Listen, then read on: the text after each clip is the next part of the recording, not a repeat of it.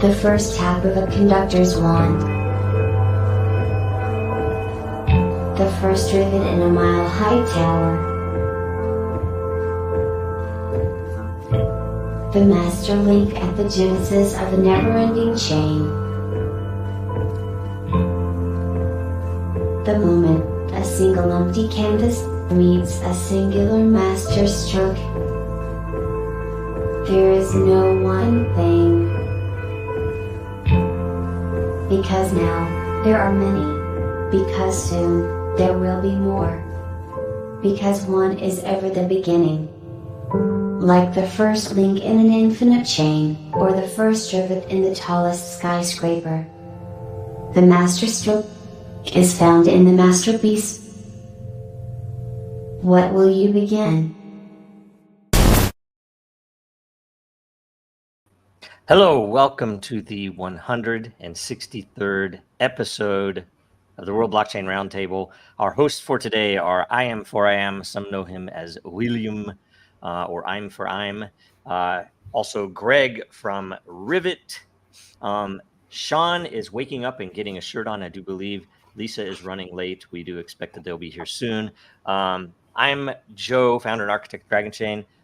And John, who is our DAO voted MC, has not appeared for a while as he is lost in the tunnels of Brooklyn. Where is it? It's somewhere in New York. Tunnels, New York. Either way, and I do think he would appreciate an old joke that gets beaten to death. I think so. Oh yeah, I'm pretty sure he's in a bamboo cage down there somewhere. Yeah, absolutely, absolutely. Man, I hope they're feeding him. And I hope that he's, maybe he's getting some good practice telling jokes. Maybe that's how. I think so. He's probably got a lot of improv material with his captors. Yeah, he's going to get canceled. Almost certainly. If he brings any of that out. Let's see here. So the first thing to look at is we have. Oh wait, I guess that's not yet. Sorry. First update on the layer ownership tokens, the governance NFTs, the distribution from last week's episode. Every host will receive 133 lot. Every topic contributor will receive 166 lot. So if you get a question in there on air, you get some lot. Last week's themes were nominated by I Am for I Am, who will receive 166 lot for the themes. For the theme, I guess for you get 166 lot for that, as well as being a host, right? And probably a contributor. Double dipping. I'm double dipping. People need to start asking questions in here. Please. So that I Am for I Am doesn't almost take it all scandalous to have a double dip rule. Yeah. Actually, it's almost like a triple. The code is the law. So okay. So the next, let's see here. If you don't like it, get in there.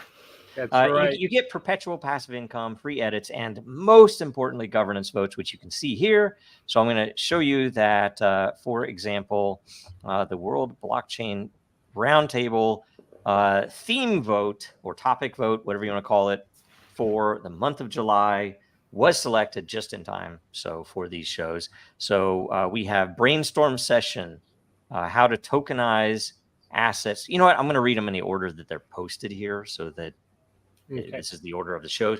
How blockchain is solving real world problems is the first. That's this episode.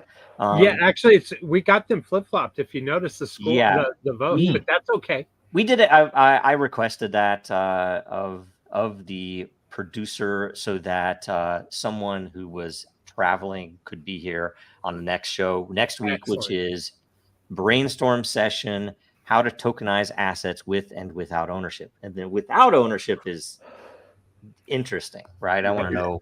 I put that in there on purpose. This is especially interesting in light of Loper Bright, isn't it? This question. Yeah. Oh, is it? What's that mean? Yeah. Well, I mean, considering the fact that Chevron deference is dead, ding dong, freaking witch. Dead.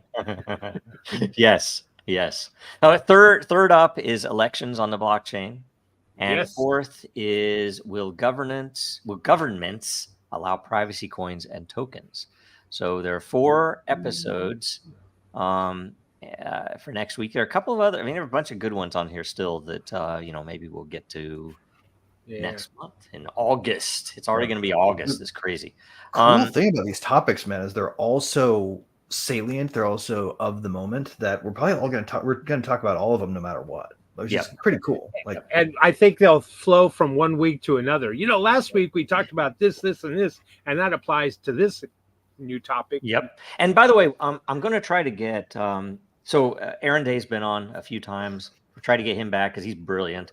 And then I want to try to get Sal Mayweather, who agreed to come on. I've been there's been too much going on, and we didn't have a schedule yet. So I need to get him the schedule and the hosts of. I was on that podcast. I think they released it a week ago.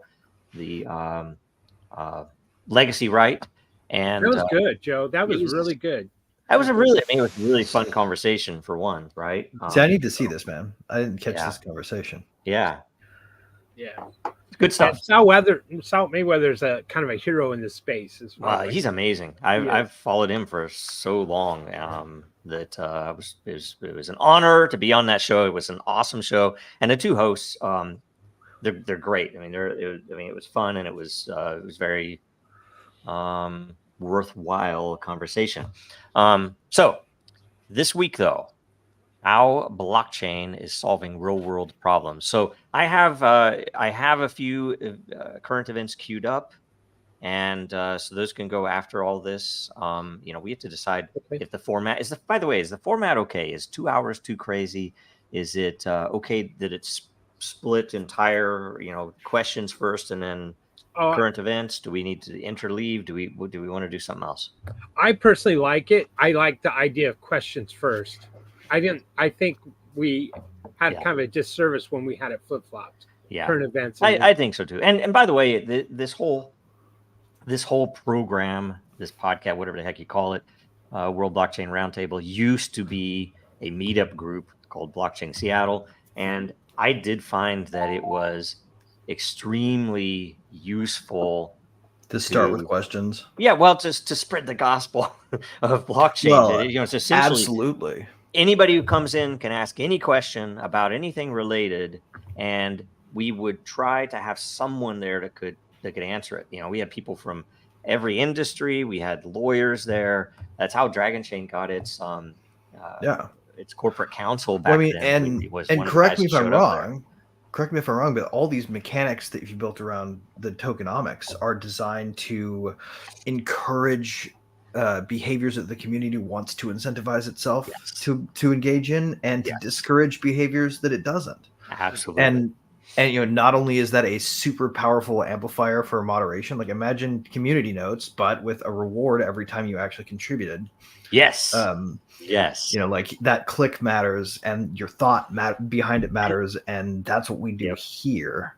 Yep. Now, so it's kind of a revolutionary idea. It doesn't sound at all like a scheme where you pre-invest in something that hasn't been built, and hope that the skills of the managers will net you a profit.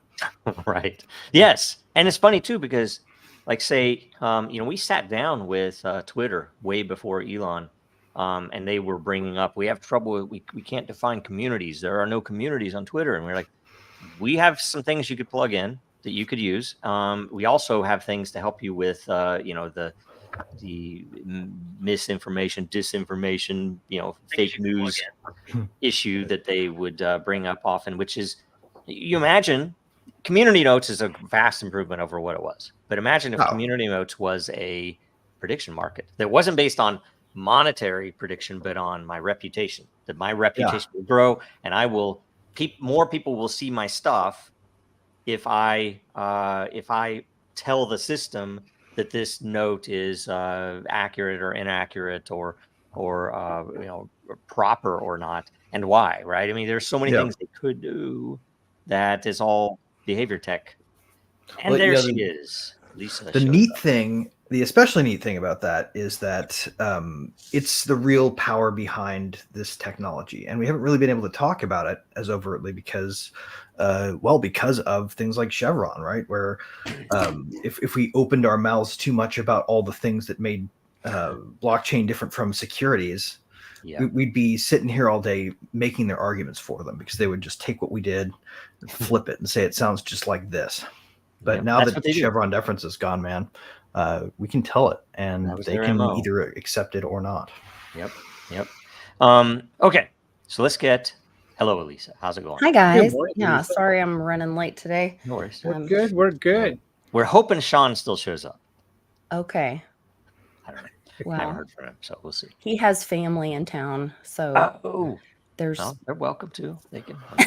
Everyone's welcome. Yeah. Yep. All right. Let's see here. First question from I Am For I Am, the great coinpaprika.com. Where have I heard that before? I've seen something. I actually favor that one over all of them. Really? I've heard of it. I've never. It's more accurate in that it doesn't pick some winners and losers. Don't get me wrong here, but Hex token was always sitting at 200 on the ranking on CoinMarketCap, and it didn't matter what it did or how it performed. It was always sitting at like 200, 205. That's one of the current events coming up, right? Because it had stabilized its basic market dynamics and wasn't changing. There's a related current event, so not about Hex, but a very similar thing. That project and the stable are the same thing. Yeah, so Coin Paprika had it at its actual market share value, which was within the top 10 at one point. I'm surprised they haven't been shut down. I know, no kidding, right? All right. Everything has the value that it has when you buy or sell it. But the reason I posted this image of yesterday's market prices of all the the various cryptos was just because it kind of related to the question in that are cryptos making a difference in the world? Yeah. So if you look at we could say, hey, the top 50. Let's say the top 100. Let's say the top 1,000. Your question, in my opinion, is the question that everybody needs to ask. And, it's frankly, long term, this is the moneymaker. If you want to know where to really make the money and not just, I'm going to flip something next week. Of course, I have no idea how to, the pump and dump stuff, all the schemes that happen. Mm-hmm. By the way, nothing on the show is financial advice. But also, we're not attorneys. Yeah, we're not attorneys. Thank God. Financial advisors. Former practicing lawyer here may take some liberties with the not attorneys thing. Yes. But it is good that former practicing, that is such a reputation boost that you are former, right? That, exactly. Oh yeah, the former like honor. Right. No, anyway, covered. So actually quit that to go front a punk rock group. Not shitting you. That's exactly what I did with my life after that for a little while. So good. Kind of a weird, fun fact, Greg fact. What was the name of the group? The Mail Order Brides. Right on. Yep, that's awesome. All right. Question: which projects in the crypto space have made a difference in the world and why? Right. So I think there have been a few. And whether the difference is what it should be it's a subjective question maybe. But so Lisa. Well, I mean, you can't leave Bitcoin out, of course, with what's going on in El Salvador and change the whole country and their economy and all of that. I mean, this list could go on and on. I think it'd be fun to do like a positive and a negative list. Because you could also put in, things like Hex or some of the big rug pulls or whatever, things were Celsius, things that people got really screwed on, Luna.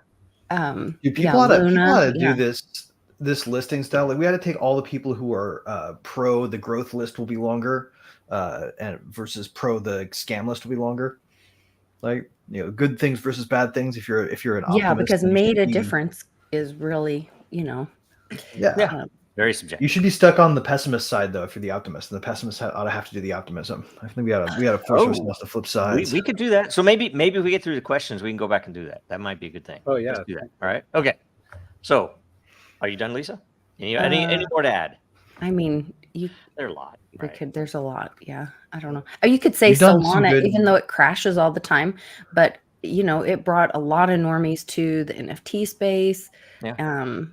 And so into crypto, you could say, I mean, you could go on and on. Yep. But you guys, we probably ought to ask exactly how Litecoin too, because I mean, a lot of your work is powered by your association with it, correct? Well, so the reason that I'm Litecoin Lisa is because that was my introduction to crypto. And so when my mom first shared crypto and how our financial system is so broken and all the corruption in the world and what's really going on, she gave my husband and I our first Litecoin and showed us how it worked. And that was our introduction. And so that's why I'm Litecoin Lisa. And I do follow a project, and I'm really proud of all the work that they do. I love that they continue to grow, and they're doing a lot of work. They have a conference coming up in Vegas later in July, but they have the privacy layer. They're the test net for Bitcoin. A lot of things wouldn't have even ever happened on Bitcoin if it hadn't been for Litecoin. And so it's a great project. I always wonder how and I mean, you wouldn't be involved in the space maybe if it didn't exist. So like there's a whole bunch of pluses in people we haven't met. Sure. Yeah, the whole Litecoin fam, the majority of people there. Like Litecoin Lisa, where it's a given name, right? Versus Johnny Litecoin, where it's his surname. And I always wonder, is there some meaning behind that, right? Anyway, I am. What? Well, for me, I think Lisa kind of nailed it with Bitcoin and its introduction into society and how it's changed and rippled through. It's touched just about every country on this planet, right? Even North Korea is trying to mine Bitcoin or other cryptos just as a revenue source. So from that perspective, a lot of folks that were liberty minded were certainly tuned into the crypto world and the crypto space and Bitcoin. And look at Roger Vere's status, how it grew and that certainly made a change, because for the first time we were able to look at programmable money and money that was not in the hands of government, and a vision could be created from that, and that concept or theory could start to be tested. Proof of work and that whole idea, the Byzantine general of not being able to double spend something. I think that also was kind of an awakening moment for society. So bureaucracy sends bureaucrats, man. Yeah, it had a giant impact that way, and probably woke some people up to the idea of more liberty-minded focus, red-pilled them, however you want to say it or call it out.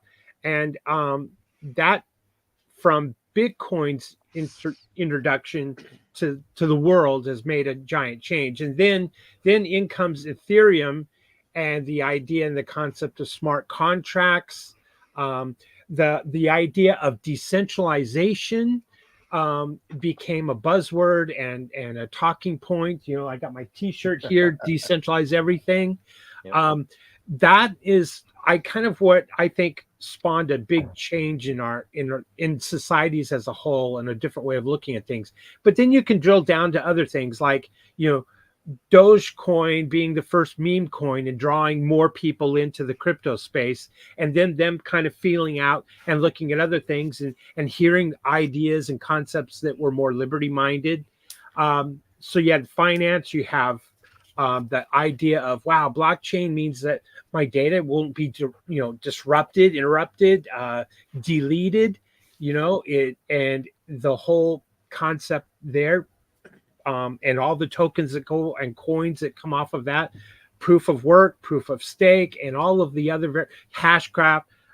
Boy, I'm telling you, it is really, when you step back and look at it in those terms and those ideas, you can see that it has had a big impact on societies as a whole. It's created a whole new industry and a subset industries.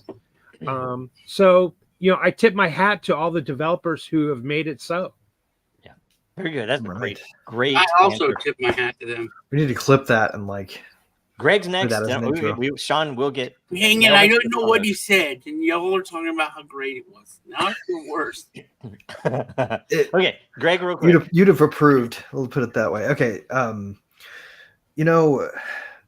This is the number one question, I guess, to anybody who's curious about building anything. And to me, this is like a deeply philosophical question. Like, where does the good in the world come from? And, once upon a time, I decided that I was going to follow what I saw in the world. And I saw that people creating things, building things, those people are the ones who are adding greatness, adding goodness, adding enjoyment, and adding richness and texture, right, to the way that human beings get to live.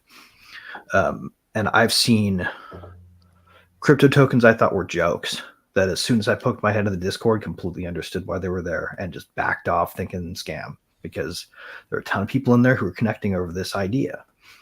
And whether or not that's the idea that they end up working on is not the point. In fact, it's kind of the opposite of the point. They're going to end up somewhere else. And the more people we connect up to this thing, the better. I think every single damn one of them that's still an active project today is a great token that's done a lot for the world. Great. Sean, what do you think? So the question, I'll show you the question.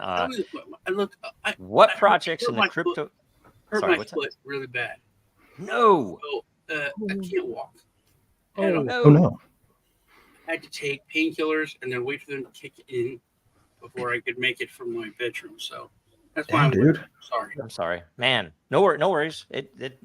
We're always here. You can join anytime. We'll glad you're here. We'll include you. Yes. Yeah, absolutely. What projects in the crypto space have made a difference in the world, and why? This is time for you. So that's the question. What do you think, Sean? Pepe. Pepe. Yes, agree. Y'all, this is very weird.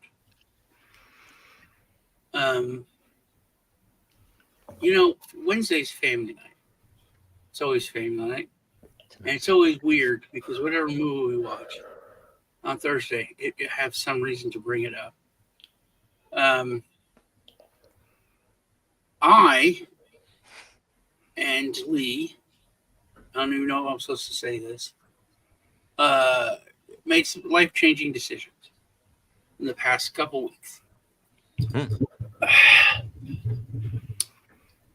Because a lot of you all's influence, the number go up is a huge bunch of people. And like lawyers, I was talking to Lisa, lawyers have messed a lot of things up. I don't think when someone touches you like this, that's assault, and they should be arrested. And I think it should be if someone hurts you, not invading your space. There's a lot of stuff that is weird. I'm going to go on a tangent because this is weird for me.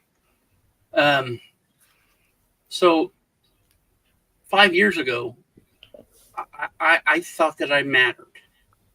I was very naive. I had no reason to go on YouTube. My kids were in college, and one of them was going to be wanted to be a U.S. Marshal. The other one wanted to be a teacher. Once my one son learned about law enforcement and how everything works, he's like, "Wow, I don't want to do that." And they love video games, and they said, "We want to be YouTubers." Finish college, leave college, and want to be YouTubers. I said, "Okay." They went to work. They got jobs. They worked, like full time. Saved all their money. Bought the best equipment. Spent all their money, crazy amount of money. And I love crypto. I got down the rabbit hole and going crazy. And I know how things work now, but at the time, there's all these cool projects, these ICOs that I think could change the world, and no one talked about them. Everyone talked about the same 20 projects or whatever. I didn't know it's because they were paid. I thought, oh, there's a lot of Neo fanboys who really like tone deaf. This Neo thing, or they really liked it, Mm-hmm. And then so I got free software to capture my screen. I was not on camera or anything, which I never wanted to be on camera. And then I did this like hour and a long dive into Space Chain. I didn't know who Jeff Garzik was. Great project. Yeah, right. And then the stuff that they were doing and had created, and then they'd already made a spaceship operating system for a spaceship, and it worked. Yeah, it worked. They already created mini satellites, and we're putting them in orbit, making it so that any poor country or mid-sized business could afford a satellite,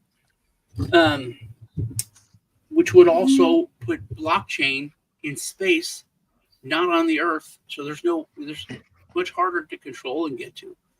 Anyway, I did it, and within an hour, the CEO messaged me on Twitter, and I was like, "You're not the CEO of Space Chain. Come on."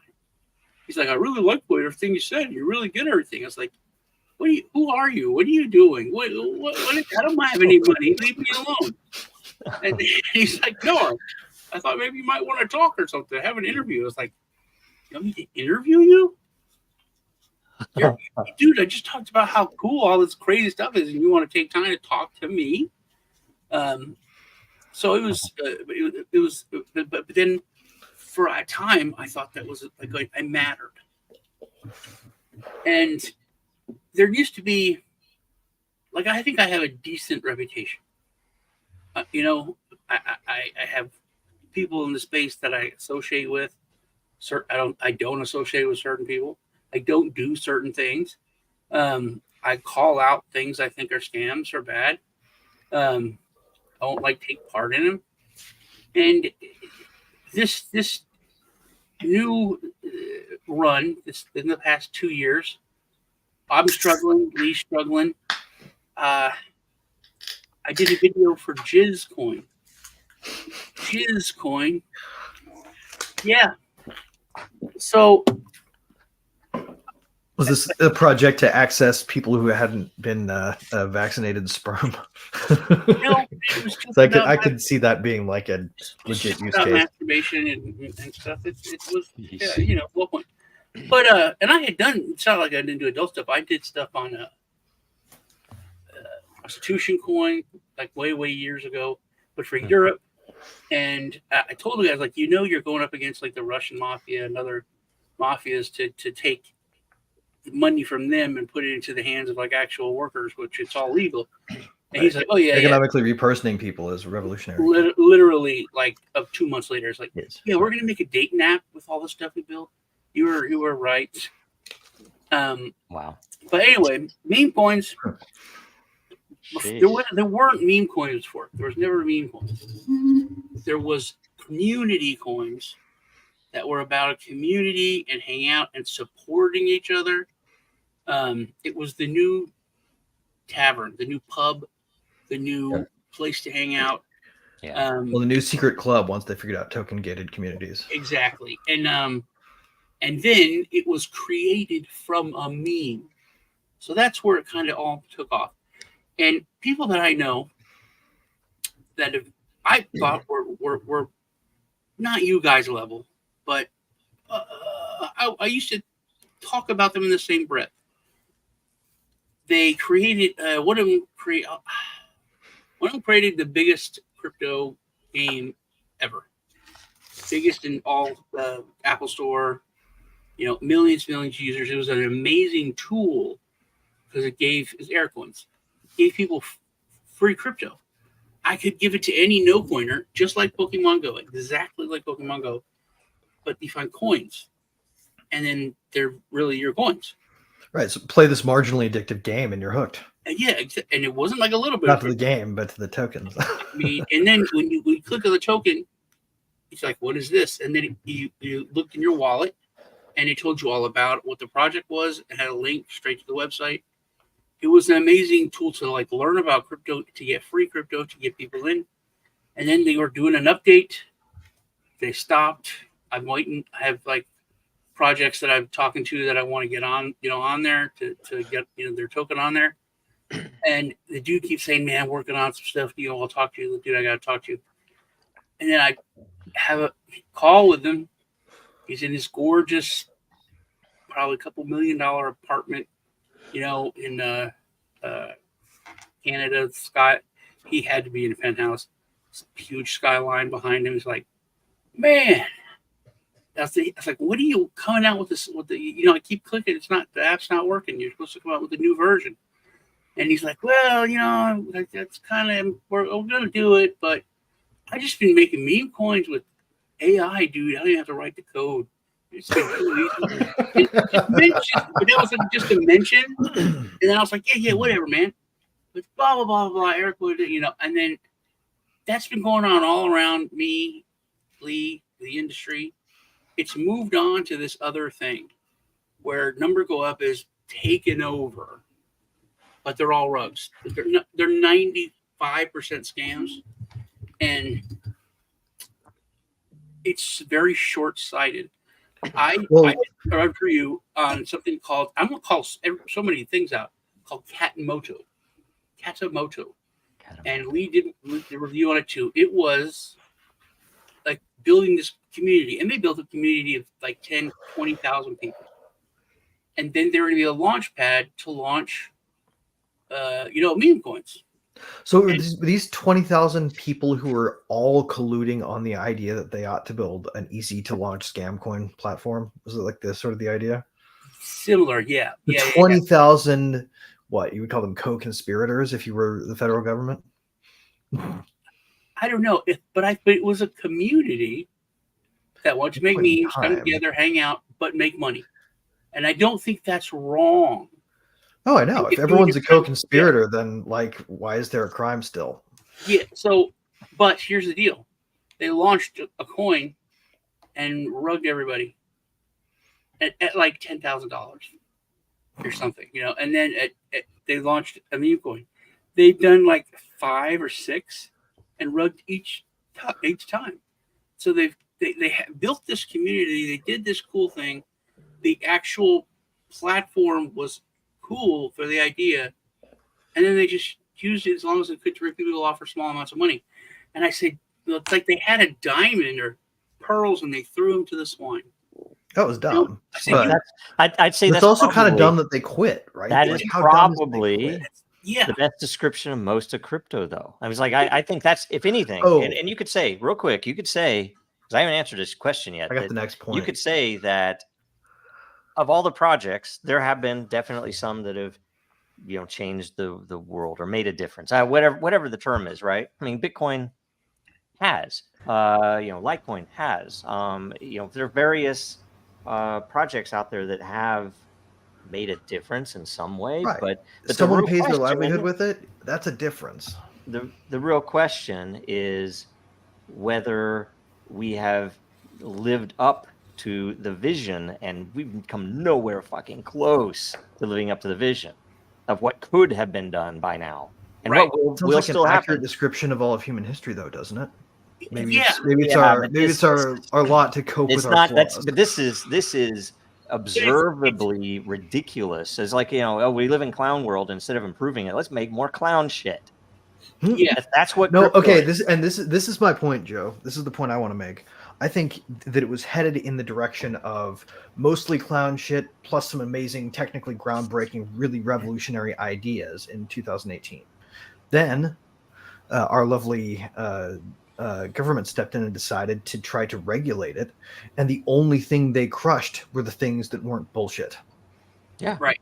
That's what I'm saying. It's like if you want to see new revolutionary projects come out, the builders weren't there. The opposite of the way to do it is to threaten people with lawsuits from the SEC. The problem has been the regulators and the lawyers just wanting to make the money off what the regulators are doing. It's all a collusion of that entire glass. Boil it down even more. It's evil.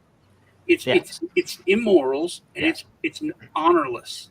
Yes, that's the main thing, and that's what is in crypto. But I don't think. I think the bigger something I don't understand is just the short-sightedness. If you're building something and it goes to a $50,000 market cap in a day, and then you're like, "Hey man, we can rug and make $30,000." Why? Why don't you take, Okay, so you can make it like a carnival sideshow scam with a handful of nails and a little bit of trickery, or you can build something amazing. But the problem is you regulate the why nail. don't you take 5 So and then let it build build and take 5 in a month and then after 6 months you've got a giant juggernaut where you can take your chefs the reason they know all of their co-founders have as little honor as they do, and therefore it's a race. It's a race. That's what it's become. So we want to we want to build a community, a launch pad with tenants. Anything that comes on or wants to launch has to, and I need to talk to you guys about that. I want to know how much it would be for y'all to check the contracts, make sure that things aren't, there's nothing snuck in there. Mm-hmm. But that, hey, if you want to launch, if you want to touch our community, you want access to it, your coin has to have these certain things. Top 10 wallets can't have more than 15%. If you lay out, I'm kind of opposed to that. Well, here's the culture. What you could propose to people weighing in on? I think it let 1,000 flowers bloom, man. I think I don't think we have to try to we use our intelligence to gate access because we build the gate. I don't think he's saying that. I think he's saying rating it is like you evaluate it, and that's the way everything should be. You're talking about evaluation. Okay. I might call something a scam, and am I allowed to call it a scam? Sure. I called FTX a scam before everybody lost billions, right? It's obvious. Yeah. Can I interject something here real quick? And Gensler still calls it his favorite patsy instead of a scam. Yeah, I know. So I know. That we know that the coin market cap or the market cap is kind of erroneous way to measure the value of a crypto project, because no project can sell out everything at that particular price, and so therefore the valuation is erroneous to think that. However, that is our best measurement tool at this moment. Hold on. So the total crypto world, all right, according to Coin Market Cap, is $2.23 trillion. $2.23 trillion. Now, having said that, Bitcoin, Ethereum, and Tether, the top 3, if we roll down here to Binance at top 4, we're talking what? 1.6 trillion or 1.7 trillion out of that 2.23 trillion. So it's still big numbers. To scam somebody for 30 grand is a big number, especially for some people in certain countries as well. However, I think sometimes we lose sight of, and it's unfortunate, but by all these giant scammers, we lose sight of there's still value here, even though maybe it's not $2.23 trillion worth of value. There's value, and they're actually stealing. These rug pulls are stealing from good projects that are hunting for dollars or hunting for income or revenue generation to build. And I'll say, can I tell you something? Can I tell you something? But I know real quick here. Wait a minute. There are so many people that made money off crypto in the old days, right? I've spent almost everything that I have on building out stuff since then, right? I made money on old Bitcoin. I bought Bitcoin at $2. What'd I do with it? I spent it making stuff, right? Building stuff. And you're right. When people make that money and then throw it into meme coins, when there are obviously legitimate projects out there that the regulation is too sketchy, and it's like, well, fucking put some money into it and figure it out and make it work. It's like we hadn't been able to raise money forever because of the SEC, right? So, I'm trying to figure out how to make that, make sense, but it's a lack of honor and or long-term focus, right? It's like, oh, I could make a few million off some meme coins. It's like, okay, yeah, you could. What the hell are you doing in this world? Why are you here? Why are you here? It's not to make money off of meme coins, right? So whether or not, and it's funny, I don't fault anyone for making money, obviously, right? But the problem is, if you have money and you're doing that shit, you have no honor. So that's it. Right? That's the thing. So there has to be honor and some morals brought back into it. I need to squeeze my other piece on just being a community. Like you always said it.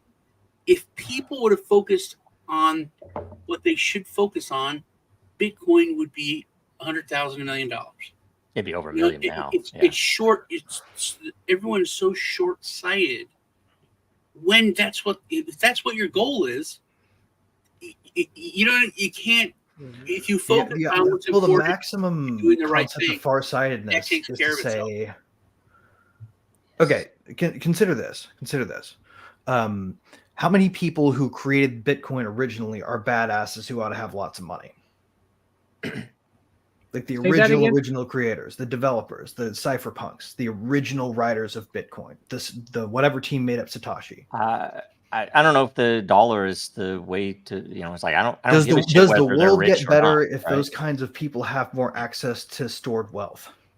If they, depending, I mean, some of them would invest it wisely. Some of them would invest it to build. Right. Things. So is one good investment worth all the rest of the bad investments existing? I don't know. Can it be? Right. Like it does kind of matter, right? Look, the thing that I don't like about focusing on scams is because the biggest one is this right here, and I can't get. We can't see. It's a dollar. Hang on, I'll get it right. 20. So I'm just going to read it to you. If in 2024 I purchased an item for $3.2 trillion, the entire market cap of all of crypto, then in 2017 that same item would cost 2.4978 odd numbers keep running trillion. That's a cumulative rate of inflation of 22%. The alternative to quote scams is a bigger scam, and I feel like there's a lot of. Wait a minute, real quick. I have to call it out.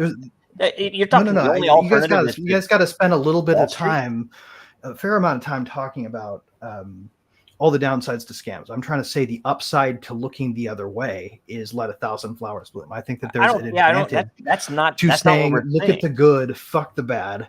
They're going to be bad. Not what we're saying. I don't think they that's should what be we're putting those monies into things that are building something worthwhile that will increase the value of crypto. Right. Right. And my point is that worthwhile is really subjective. Yes, but it's a very easy thing to see. What does Dogecoin do? You can build something better. If you have an idea, if you're an inspirational dude who says that really was to me, I'm like, I'm sick of this. I'm sick of this short-sightedness. If you actually want to just make money and create a community to hang out with, then you do that, and the money takes care of itself. Yeah. Look at Doge. Look at Inu. That's true. If you I'm not saying any of these things aren't true. I'm just saying like we maybe do ourselves a disservice by focusing on our own downsides when we have an adversary that's a giant global institution that wants to murder all of us. I don't think you focus. I think you call it out and fight it. Not just like I have no problem saying something bad about Ethereum. I mean, Ethereum is a great network. They have a lot of great developers. But I think there's a lot of freaking at the very tops of Ethereum, there are a lot of freaking scammy people. Okay. And they should be called out. But it doesn't super matter to building in the ecosystem, though. That's not what I'm talking about, is it? I'm saying the fact that you can't even go and make a proposal in Reddit as we did 3 years ago to do something without getting lambasted by the Ethereum priests for the audacity to say something other than Ethereum could be useful here, right? Well, they peed all over the corners of Reddit. What's that? And I think they pee all over the corners of Reddit. I think the point you're both making is that whenever something bad happened, it's the community that was co-opted by a certain group. And that's my point, man. You keep the community cool and together and the focus, and you do it with some honor and morals, and you look out for each other. Yep. You don't just look out for yourself, and everything else takes care of itself. Gazoo made a good point, which is the only way I can get through to people when I'm talking about inflation, the dollar going down in value. He said that a burger used to cost like $1 silver, and now it costs basically it's like $8, same price. When I tell people, when Henry Ford started the assembly line, an assembly line worker made like so much they were paid in gold. Yep. And they're paid enough to buy a car. But if you look at how much they make today, it's like $62,000, which is how much a simplified worker makes. So if you were paid in gold, there's no difference. But the dollar, like when they went to the dollar system, they made like, $800 a month. Well, and automation's gotten so good since then, Sean. You almost have to jump in and say the worker individually has gotten more valuable from the standpoint of person hours because they have this amplifying automation that's so much better. So technically, really, that job ought to have gone up relative to inflation and what it's worth. Yep. Well, it's not the hour, it's not the rate that's broken, it's our money that's broken. Because Westwood and I talk about this when we do our meetups, that in 1964, 5 quarters, because they were all silver or mostly silver, was $1.25 was minimum wage. So minimum wage now is like almost $20 or whatever. And that is what, well, now silver's almost $30, but it's like $8 an ounce or whatever. All right. Amazing how fast the number we denominated in goes down. Yeah. Next question. And by the way, it's hypocritical for crypto to still, in 2024, to still be pricing Bitcoin in dollar. It's the dumbest goddamn thing in the world. We hate dollars. It's like, how much is Bitcoin worth today? How much is it worth today, huh? For the interest of time, just read the question, Joe. Okay. Do you think that someday humanity will embrace this concept that money will no longer be under the control of governments? This takes blockchain to the next level, and some say was Bitcoin's end game goal. This is the exact opposite of CBDCs. Let's see here. How do we want to start? Let's Greg first. Greg. Okay, I think they already technically embrace this concept. They just don't know don't know whether or not it's as taboo as the elite ruling class seems to make them want to think. Right? Like, if people said what they truly think about money, then the idea that what's in my pocket is mine and nobody else's. And not only do I have exclusive control over it, but you don't really have a right to see what I do with it or know where I keep it or any of that. Like what I did to make it. Like, you don't have a right to that because money is a kind of measure of human action that is beyond your purview as the state because of the Constitution, because of your right to pursue happiness and all the things that go with it. Yep. Okay. I am. Well, I think the cat is let out of the bag and the horses have ran out of the barn because the concept and the idea now has been that seed has been planted, that money does not have to be created and under the control of a central bank or a government. The money could be code. It could be, a fixed inflation rate, and it can be coded such a way that it's on a blockchain, and either it could be private or not private, semi-private, whatever you want to call it. But it also, more importantly, can be tracked and traced in when I say by tracked and traced, I mean that it can't have a derivative and hypothecated, like silver contracts. There's less silver than there are silver contracts. Right. You're saying you can't use fractional reserve to expand the supply. Right. So that concept, that idea, is now a seed that has been planted, and it's for all of us to germinate that seed. Because if government can control the money, they can control us, and it doesn't have to be that way anymore. And that's kind of my hope. And I probably won't see it in my lifetime. And in future generations, the idea and concept of money that Lisa always talks about is different. It will be different. Maybe it'll be in the form of education credits, how much knowledge and trivia knowledge you might have, and how you can apply it. And that would be your income, rather than any kind of dollar or peso or whatever you want to call it. Yep. So that would be my answer. I think that the horses are out of the barn, they're running, and it's now up to us to allow them to run free and develop some form of programmable money that's not in the hands of government. Yep. Okay. Sean, what do you think about this? I think it's an interesting question, and I agree with some parts of what I am said. I think that people are broken. I think so much. It's just basic good versus bad. It's just basic evil versus good.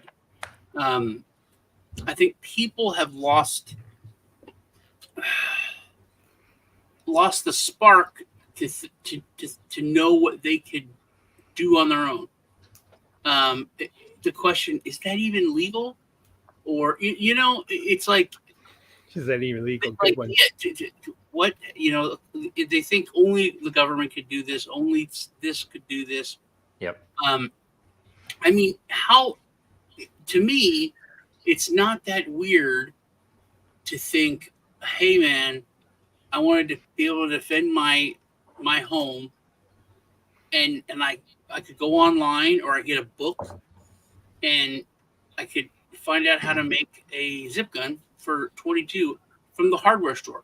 Even go buy the ammo from the hardware store, and I have a way to defend my home, defend myself, and I did it for like $5, and that's like not legal to just make a weapon.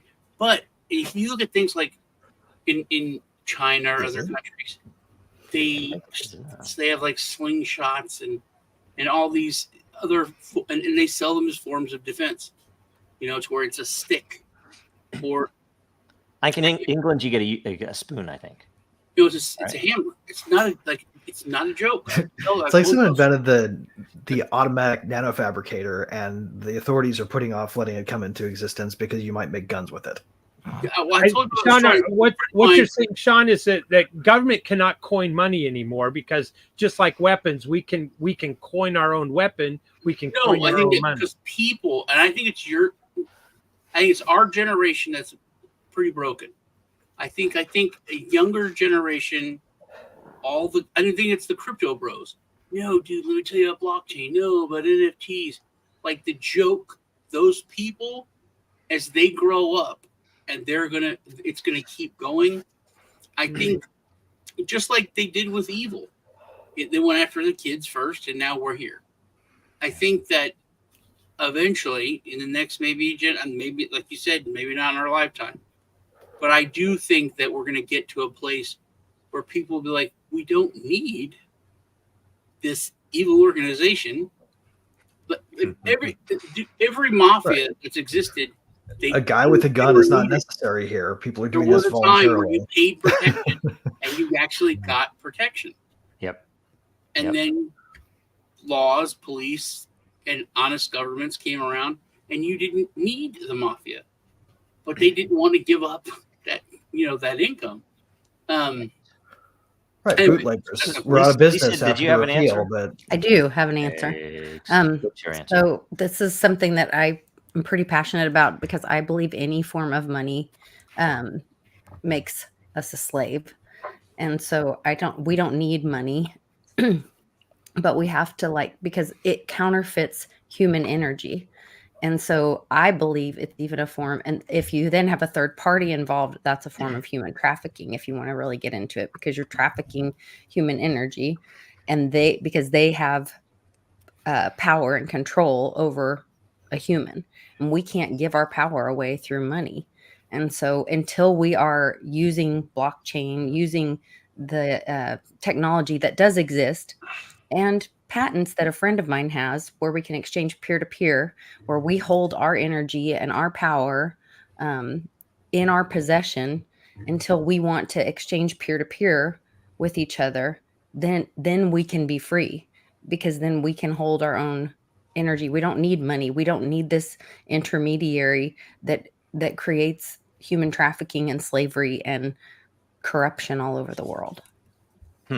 Well, it makes you wonder if forms. And so my answer would be, I think so. I think that the current system is going to collapse. And the only question is whether they're going to be able to trick most humans into taking the CBDC and enslaving themselves further than they already are. But we're already all enslaved. So Bitcoin and this technology can offer multiple solutions to that. Is multiple ways to break your chains.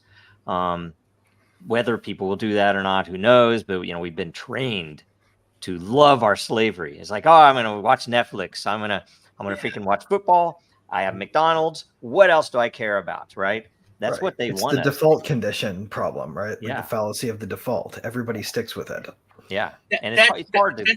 That's my. Go mess with your settings in your phone right now. I dare you. You're making my point with what I was saying. Totally. If enough people believe that if it collapses, that the only thing that makes money is the government. Well, but basically the only real value is violence. Right. People will get to a point, and they will do things like the agorism movement, and takes over, like the Target thing, the Budweiser thing. I mean, and they will choose other things, and that's the kind of thing where Bitcoin is. For me, I'm always going to want money. I'm always going to want money to exist because I think price signals are an important part of like organization at scale without force. But yes, but I understand the point. It shouldn't be a mechanism that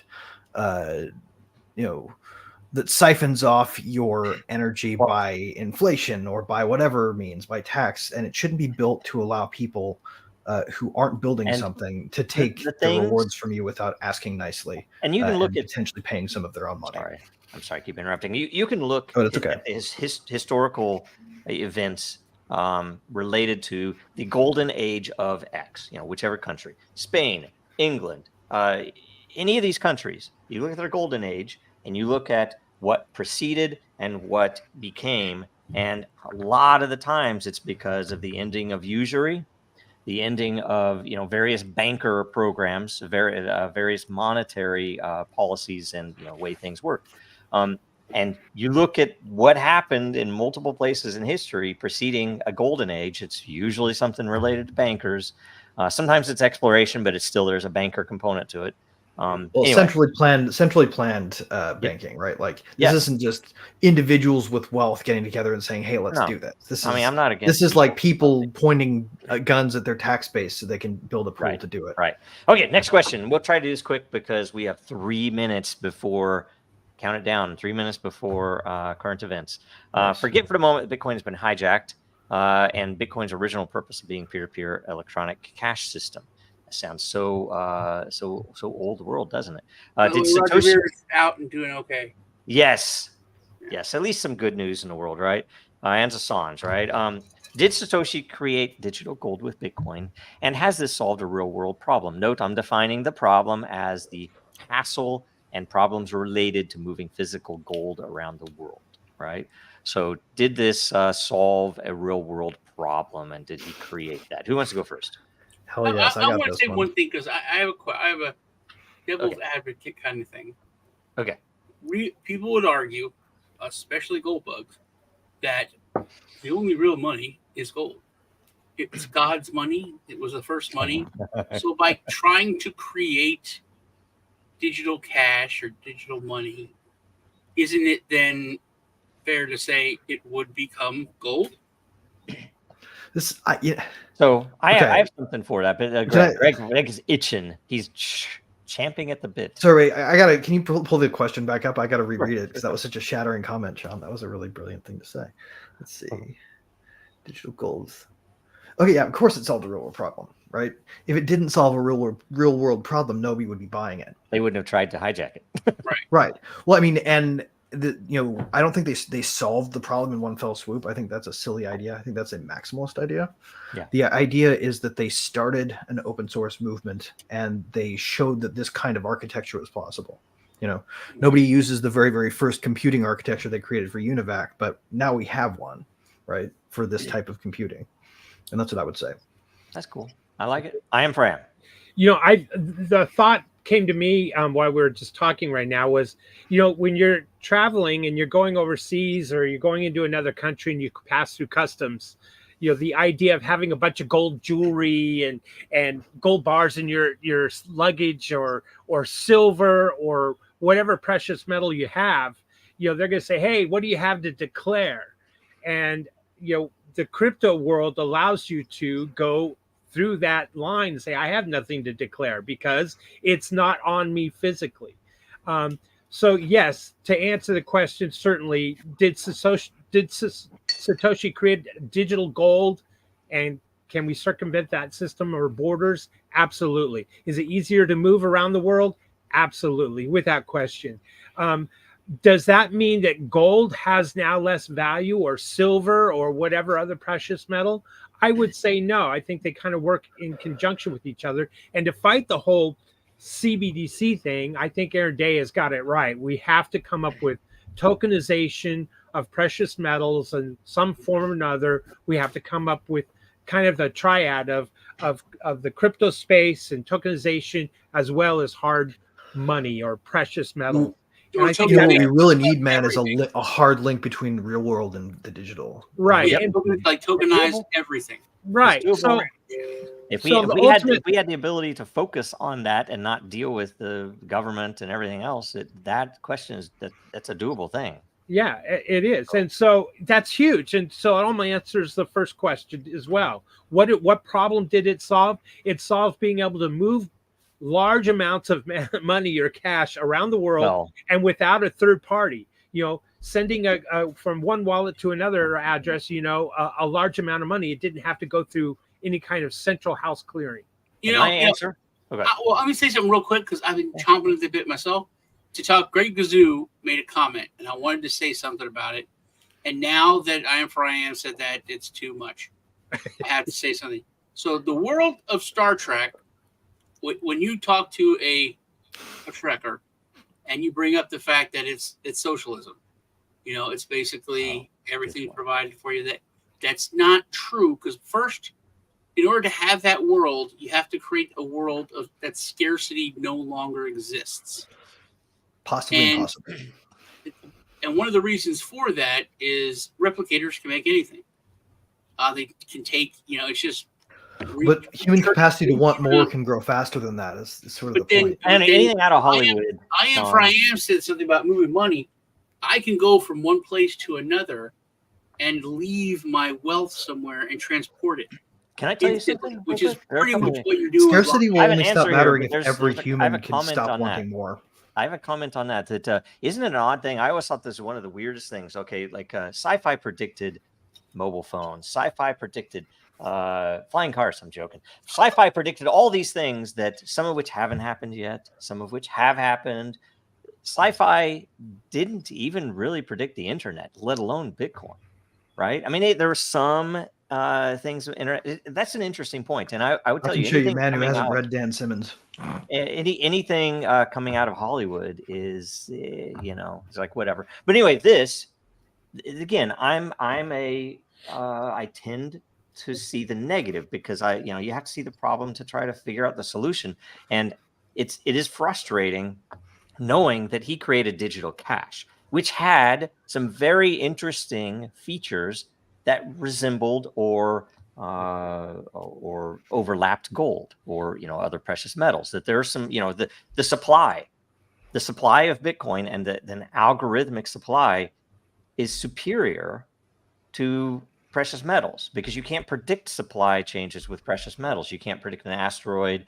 You can't predict some big you can't predict, like what happened in Europe. I say this all the time. When the Spanish galleons brought back all that gold from the New World, it crashed the markets in Europe because there was so much there, right? I don't know. It's interesting, and so it is a sad thing, in my opinion, that it is now digital gold. I mean, yes, it's still useful. It's a positive thing to the world, but good God, what we could have had if we would have just been a little wiser and had a little more honor collectively. I can't say, I don't think anybody on here would have done if it was the five of us voting on what happened, right? But it's just disgusting. So whatever. So that is the last question. We are past the hour mark, so I'm going to kick off because I have a real quick clip here. Did Lisa answer? Audio. What's that? Did Lisa answer?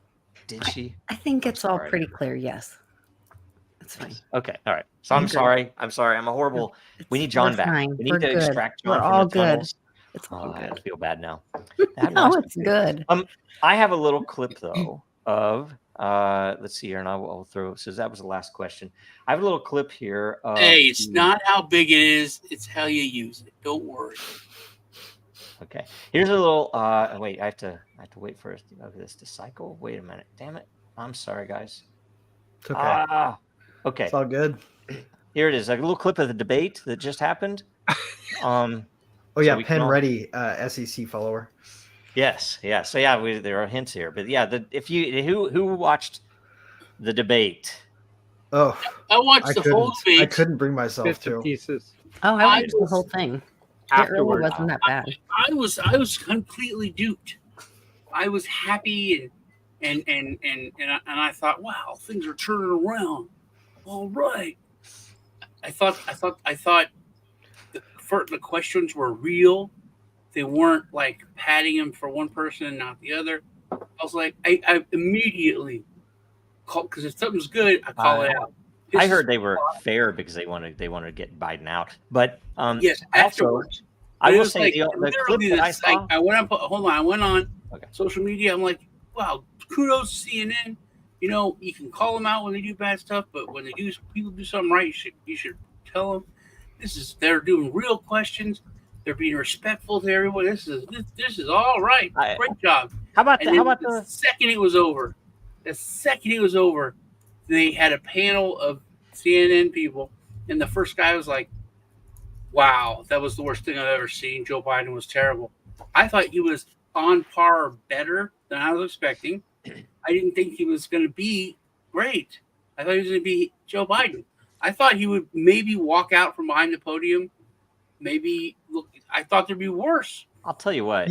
World War III, obviously on the horizon, and I mean, I see a clip of the only two presidents. They didn't even let RFK up there. The only two presidential candidates that they let in front of us, and they are arguing about one lying about his height and the other lying about his fucking golf handicap.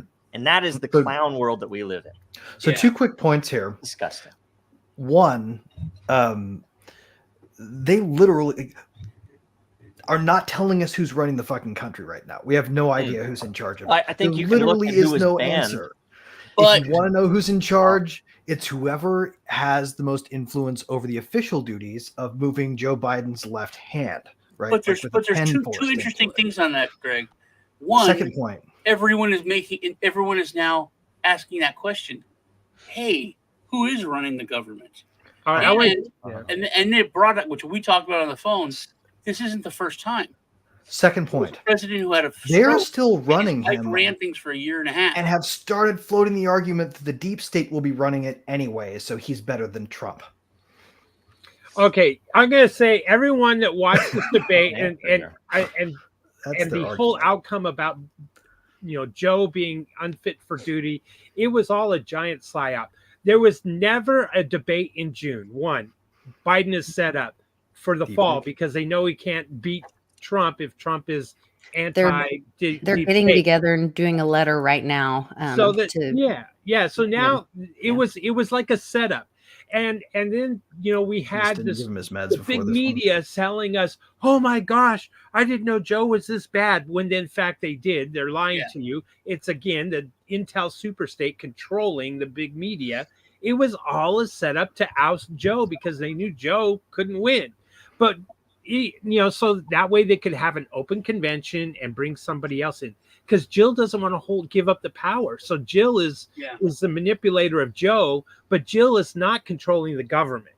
She's only controlling Joe. So what you're saying is instead of half a bottle of Adderall and a snort of cocaine, they give him some sugar and some sugar pills this time. And it didn't kick in fast enough. You got to see the man without the amphetamines. Internally, his own family was upset that he was going to run for president because they already knew he had dementia before 2020. So, it's just insane that the people were duped that the man wasn't capable of debating, much less running a country. It's just, to be honest with you, it pisses me off because everyone is getting played by the deep state, by the Intel super. One thing that's really interesting, as usual, is what's not being said, what's not being asked. 2 weeks ago, that one dude on CNN said not only is Biden sharp as a tack, but this is the sharpest he's ever been. I believe them when they say that. I do believe them when they say that. That's alarming to me. If I'm the Republicans, if I'm fighting the good fight against these bad people, I would be screaming from the rooftops, you can't trust any of these people. We've been saying this and then why is he not competent to stand trial against? Now all of a sudden they're saying, "Oh my goodness, look! why should you believe anything that they say when we've been saying this the whole time? You know, why don't maybe you should trust us on other things that we say? Maybe you should trust us on space lasers or what? You know what I mean? All of a sudden they should take the credibility, and they're not. So I think that really proves they're all together. Yeah, it's all one thing. Well, all one party. Well, right. Get an open convention fixes their Kamala problem, right? It does. It's true. So, you know, again, it was all played. It was all planned. But it was also... Lisa, you saw the whole debate. What was your thought? So it was also all played and planned. It was on CNN, which the libtards will watch. It was calm. Trump was calm. It was it was things that said that the libtards would never listen to. They saw themselves that Joe's declining. They saw themselves that CNN was very fair. They saw it. I think it was getting the normies to see what's really playing out. I think it was part of the movie, the show. Think you burned him just to get media credibility back? We're getting, well, not to get media credibility back, but we're getting to the end of the movie, and they've got to wrap this shit up really quick. Like, we only have a couple of months, and we still have to have the constitutional education of America in a few more subjects. We're getting to the final, you know, it's the end of the semester. That's a good point, Greg. They've got to get rid of Joe. They've got to bring Kamala in and teach everybody about the fact that she's an anchor baby and that she's not eligible to be president. And so we're going to go through that. And then we'll go through, then they'll have their whatever. They're going to bring Hillary in, probably in gruesome Newsom and whatever. I don't know who they're going to bring up. But then that, because of the immunity stuff that just got passed, the narrative, the media narrative, they have twisted, of course, what the Supreme Court actually passed. They said that when you're in official capacity, yes, you have immunity. And when you are acting outside of official capacity, you do not. And that's the part that they're leaving out, is that when Hillary comes up, when they to say, oh, our new candidate is Hillary and gruesome Newsom or whoever they choose, that will put her in the forefront. That's what they've done. Trump has done this over and over. He's left these people standing in the front to show themselves, to be exposed, left them. It wasn't like, oh, well, why didn't he fire all these bad people? He's left Fauci up front. He's left Dr. Burke up front. He's left all these people, Mike Pompeo, all these people have been left up front to do what they're going to do. Liz Cheney, all these. And so Hillary's going to be brought back up, and we're going to hear about Benghazi. We're going to hear about Obama and Iran. I think we're going to hear about all of it. And hey, guess what? There were things you did in official capacity, but there were things that went in your pocket that were not in official capacity that you do not have immunity for. And guess who else doesn't? Obama, the Bushes. I think it's all going to. And I think there's like a nonpartisan question we can ask and answer really easily here too, that really gets at the core values. Like, think about this question. Do you want a power given to a partisan opponent of yours, someone who has an opposite vision of the country than you do? Do you want them to have the power to fuck with your life, or do you not? And what this really boils down to is, do we want to engage in the kind of political gamesmanship where somebody is out for a term but intends to stay in politics, is suddenly a target of state enforcement mechanisms, ginned up as these kinds of charges? That's why this immunity is helpful for the the process to coexist with real life, right? And the funny thing to me is that the people who are seemingly the loudest about wanting to defend democracy are really kind of grinding at the gears of its most important machinery when they go at this system. This immunity system needed to stay in place and uncontroversial, honestly, in my opinion. Not in Texas. You can't in Texas anymore. I want to play something if you guys don't mind. This was interesting to me, and I mean, I think it's an okay thing to show this. It's hopefully you can hear the. If you can't hear the audio, let me know because I'll hear it. But I think popular entertainment is always a commentary. It's always a commentary and a critique and an expression of the society, of how the society feels and what the culture is experiencing to one extent or another. I mean, I think that all of those post-apocalyptic movies, the zombie movies, the alien invasion movies, all of these things, the Quiet Place movies, the End of Us, Leave the World Behind, all of those types of films. I think all of these movies arise from the collective cultural subconscious of America and reflects their realization that, in fact, America is in post-apocalypse. America is a memory. It's nostalgia for a bygone period of history that almost no American living today ever actually experienced. And this is the appeal of Make America Great Again.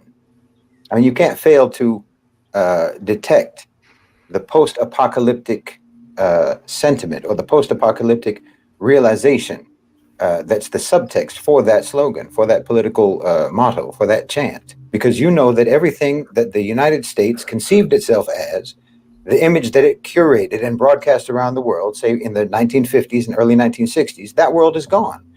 It exists only in the cultural memory, while the world that you're living in, that you're actually living in, is a hellish landscape of moral chaos, violence, tyrannical surveillance, and authoritarian hubris. The authoritarian hubris of the state that's arbitrarily restricting your every move, your every word, your every thought, while you exist in financial instability and employment drudgery, under crushing debt and taxes and bills, with no purpose, no dignity, no meaning, no respect, and with only a few hours here and there to sort of unplug yourself from reality and inject yourself with the anesthesia of entertainment, day in, day out until you die. The bright, sunny world of happy America. It's just like a story being told by a survivor of Armageddon to his kids, about when there used to be birds in the trees and there was running water and cookouts in the backyard and so on, while they, meanwhile, are just trudging through the rubble of a city demolished by a nuclear holocaust. That's why they have those movies, because they're realizing, even if unconsciously, that they're living in the aftermath. Americans today are living in the aftermath. And Make America Great Again, that's magical thinking. It's the ultimate example of the denial phase of mourning and grief. You're pretending that you can raise the dead. Yeah, we can totally fucking raise the. Okay, you have hurt me, but watch it. He's right. He's right in a sense, but he's also wrong in a sense because guess what? This is the land of magic, man. We built computers that go in your pocket. You could say the connect world you to the internet no matter where you are, dude. Fuck that. I've built startups in this country.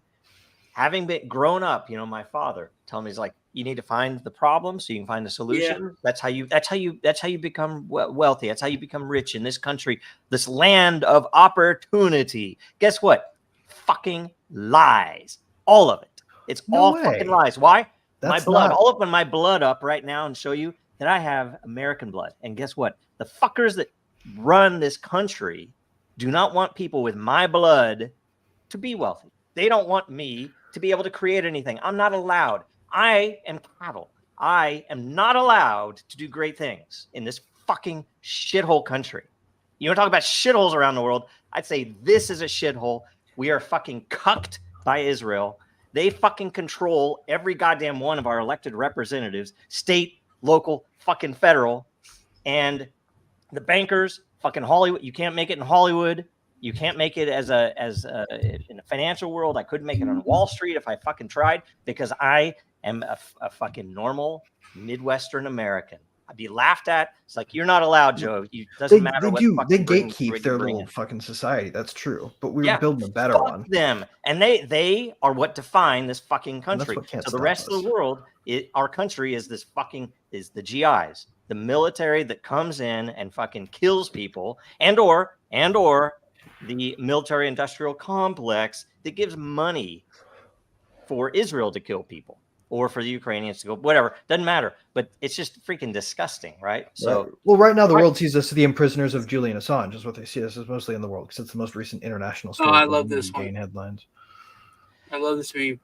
You know, Joe, I think that you're right, and it hurts me that explanation was a profound thing, because you know I tell my kids stuff, you know, and it's like, you know what, when I was in high school we had a smoking area, and like, well, it wasn't for, you know, football players. If we like were out there, we would get in trouble in the speech, but just so many things are, you know, in my day, it is like one of my favorite movies, critically hated.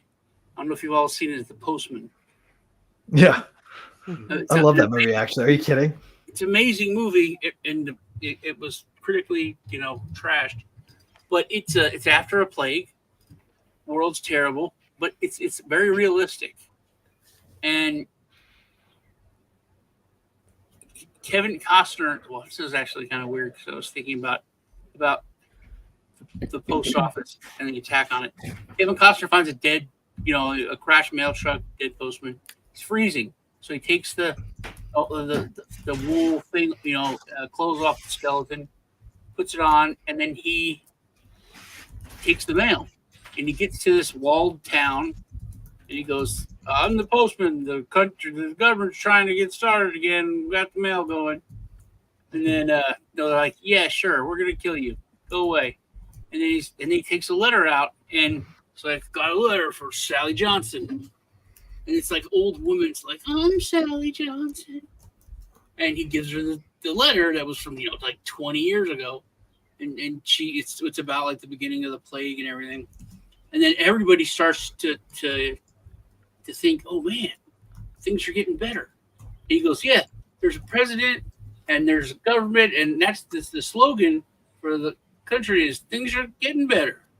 And then it starts to sweep across. Everyone gets positive and starts to interact with each other, and it's a great movie. You should watch it.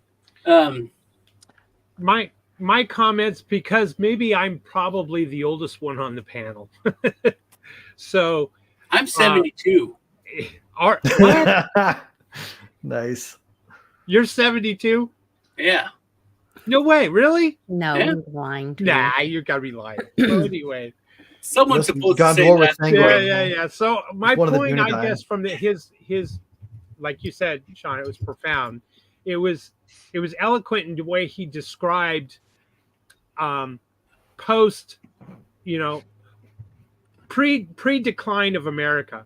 And we've all suffered I think that the various degrees, the grief of seeing what America was and what America is today.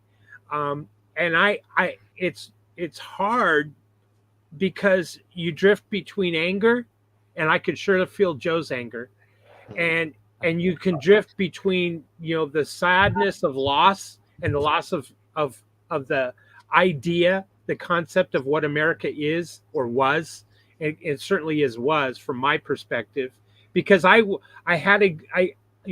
fortunate to have had a good childhood.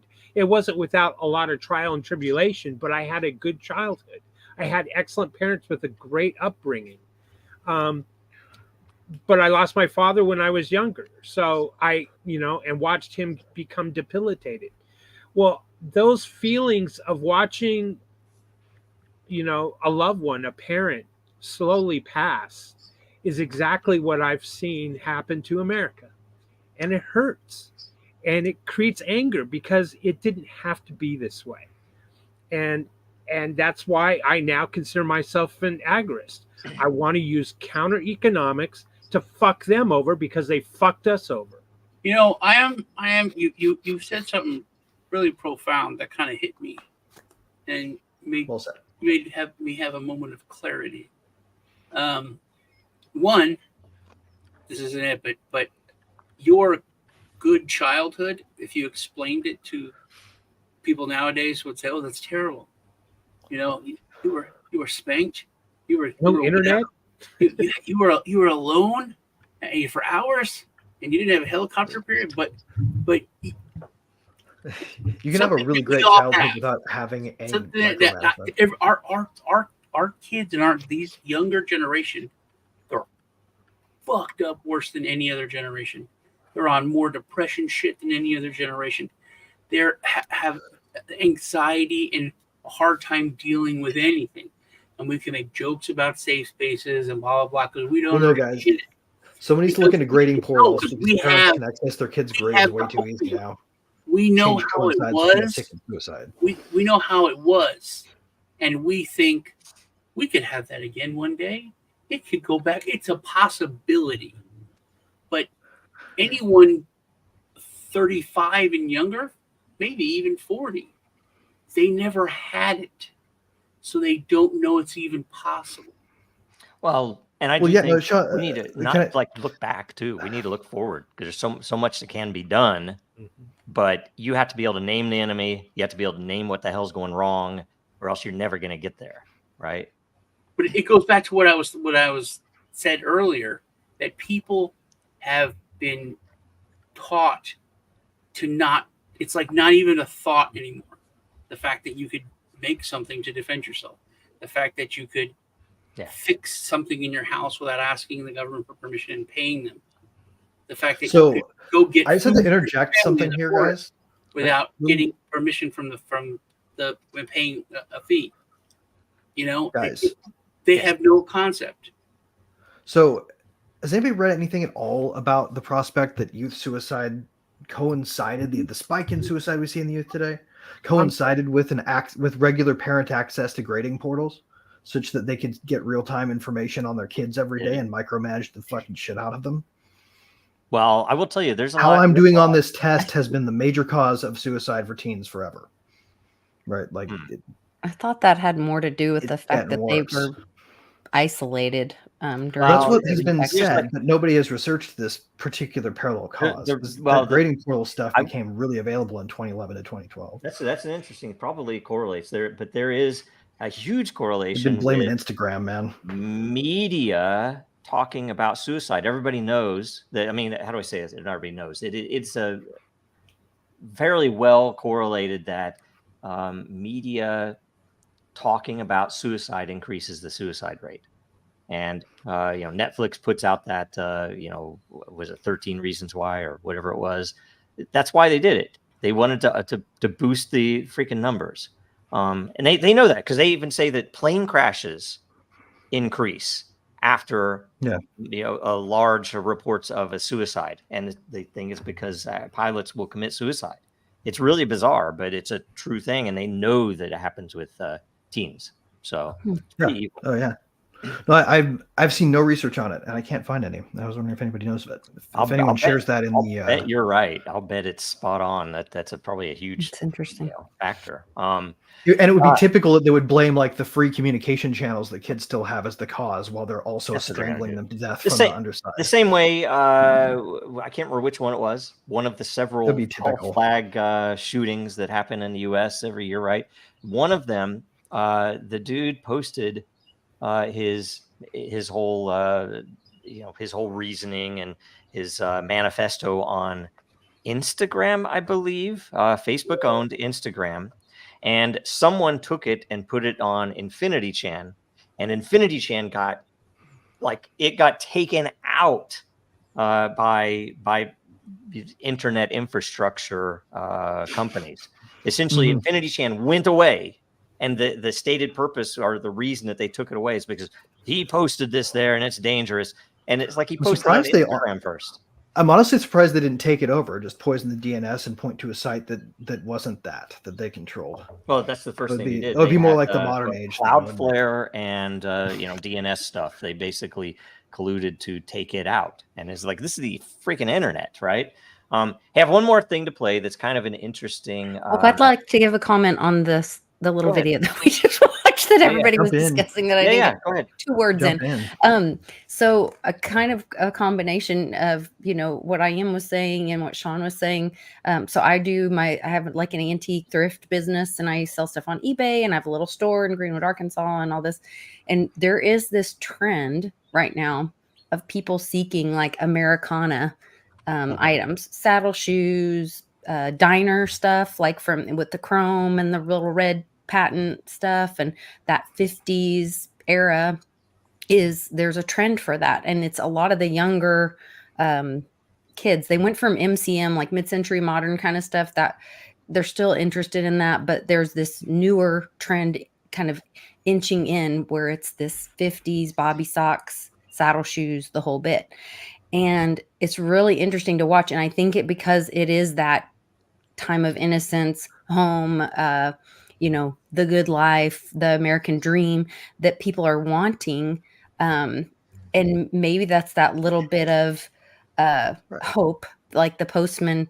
Maybe that's all people need, is that, we're seeing the bad, like Joe's dad taught him. You have to know what the problem is, and then you have to build a solution. Well, maybe they're looking at the old solution, or the ideals that they were taught about the old solution, but we've got to use the new tools that were brought forward with blockchain and those kind of things. So I think we will go into kind of a cypherpunk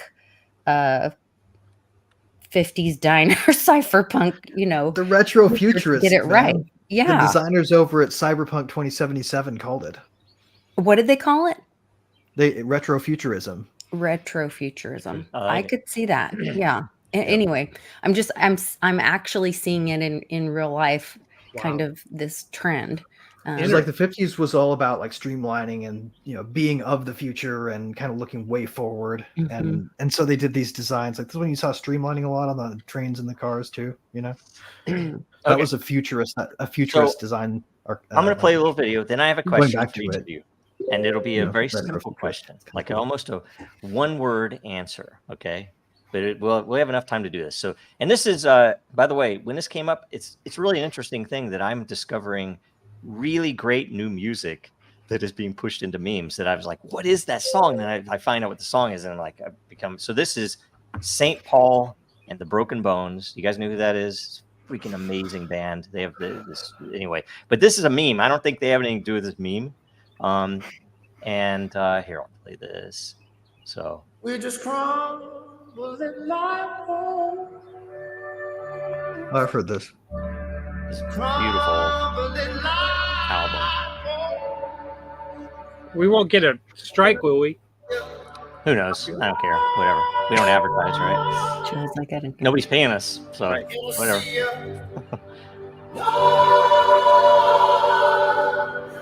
It's just an interesting sequence.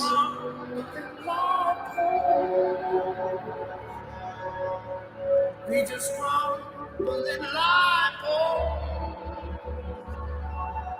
in a sea of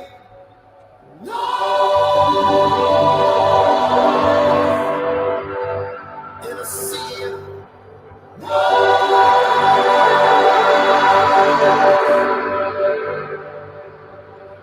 we just crumbling like gold. We just crumbling like gold in a sea of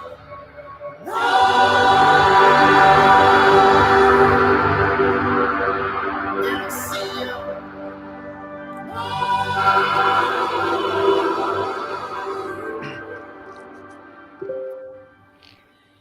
So my question is, and I have to stop it here because I can still hear it.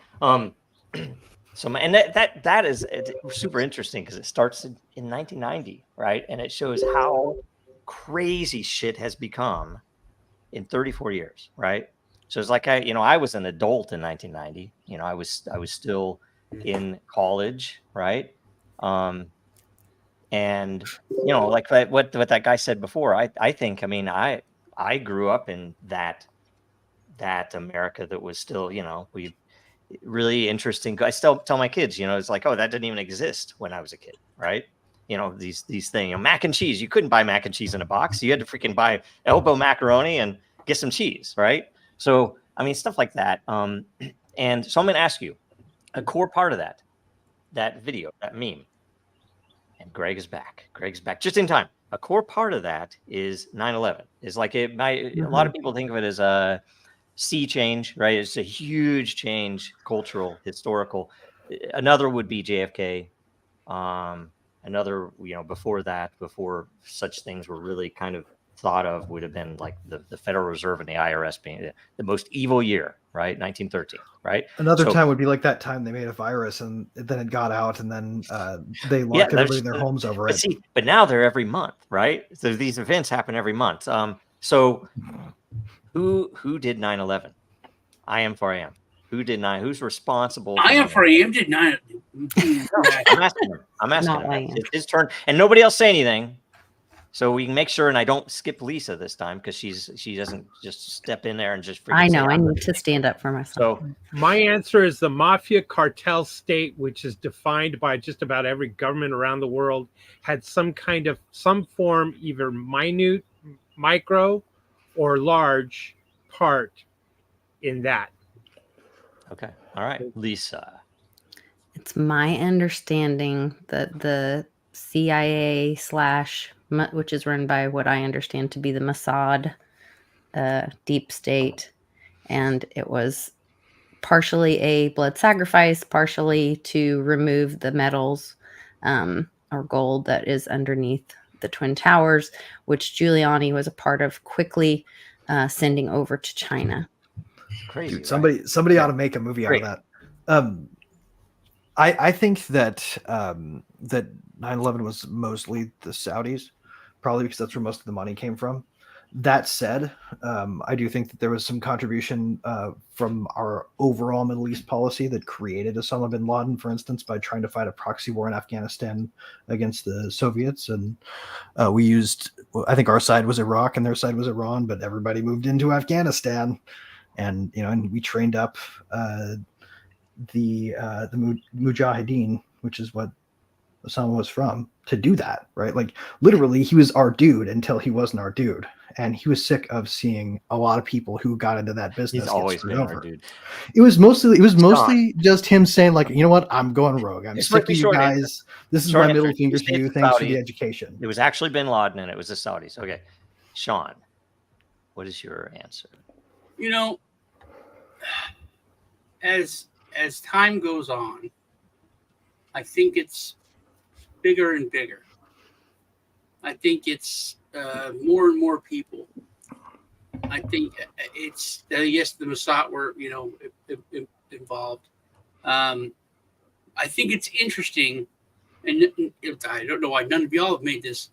The Saudis have really screwed us in the past few months with BRICS, with China, they've never really been our friend. The middle finger to the United States, and all of a sudden, information's coming out about them maybe a bit more involved with 9/11 than people thought. I think that's to put them back in their place. How convenient that now they're the bad guy. Yeah. And they let them all go back home when it's like, oh, but now all of a sudden, oh, wait a minute. Oh, wait. Yeah. You're hurting our dollar. You're not going to make everyone buy oil. Everybody's answered. I'm going to answer. I got to change my answer. So I got to change my answer. I think it was all the evil people. I think it was like this episode of The Simpsons. It was so many people. It's like, hey, things are getting a little bit out of hand. Things are getting a little bit too nice. Things are getting a little bit. We could. And this is the thing, man. I think what will, and me at least disagree on this, which is a little weird. It's supposed to be a short answer, Sean. No, it's me. I think that what will make everybody, Joe Schmo, everyone on this panel, pick up a gun and go and do bad stuff. No. Is if Big Pharma, the truth comes out about it. Yeah. And they say, and people actually know. The truth is already out, and people are still lining up at Walgreens. When CNN does their thing, like they've done, when they know blood's coming, and they're like, there was 3 cures for cancer, and your grandpa didn't have to die, and your mom didn't have to die, your wife didn't have to die. That is something that touches people enough to piss them off.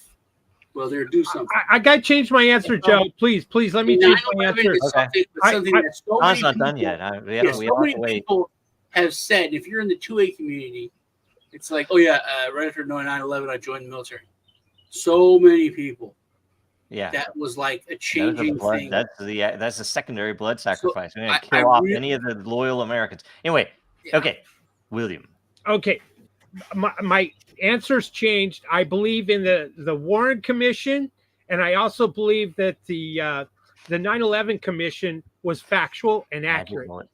Magic Bullet and the Magic Passport were both true things. No, I will tell you, I grew up. I was a loyal and patriot American. I was You're a federal officer, extreme conservative, right?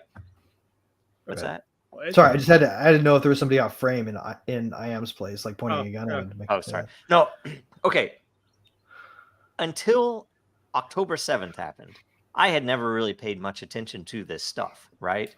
I'm on 4chan a lot, so I would see it, but it's like, I'm not going to save those memes because Google's going to put me on a list because my phone will pick it up and put it into Google Photos, right?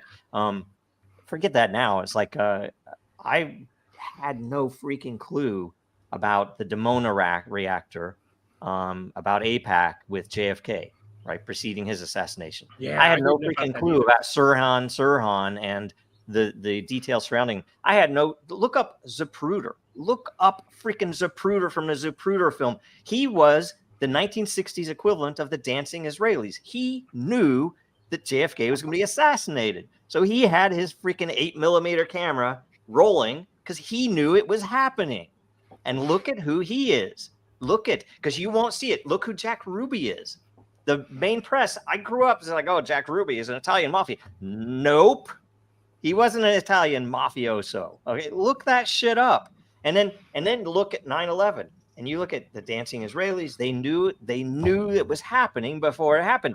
You look at the French and look at their backgrounds. Look at the French dudes that sold the they were creating a documentary. They were documentary filmmakers. And I think they were brothers. And what were they doing? The only known video of the first hit on the World Trade Center. You look at this documentary that I think it was sold to NBC. They were literally filming a documentary on New York firefighters.